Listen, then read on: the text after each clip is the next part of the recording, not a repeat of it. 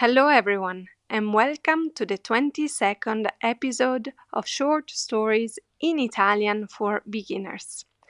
Here you will listen to a simple short story in Italian in a slow pace, so that you can practice your listening skills.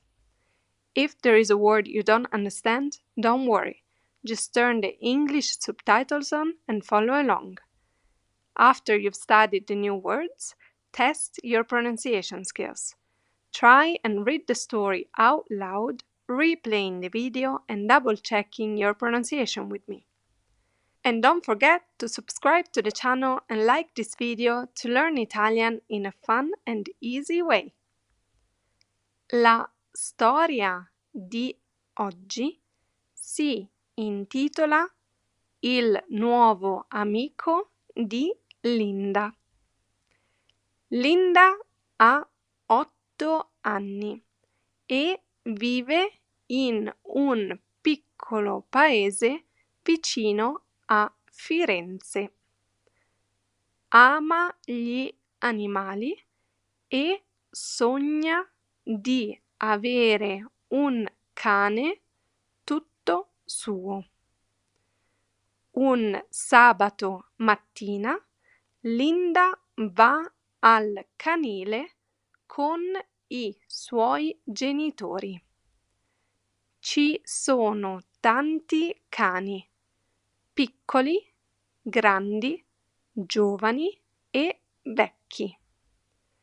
Linda cammina tra i box e a un certo punto vede un cucciolo marrone e bianco con gli occhi dolci.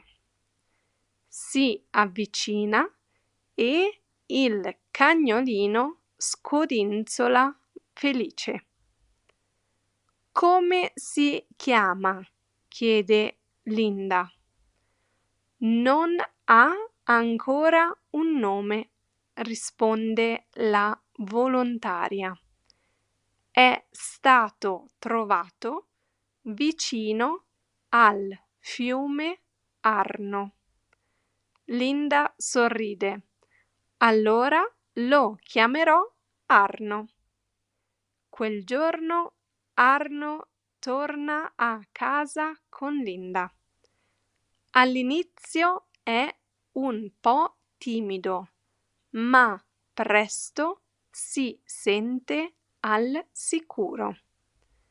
Gioca con la bambina, corre in giardino e dorme nella sua cuccia vicino al letto di Linda. Ogni giorno, dopo la scuola, Linda porta Arno a fare una passeggiata. Diventano inseparabili. Linda è felice. Ha trovato un amico per sempre. Fine.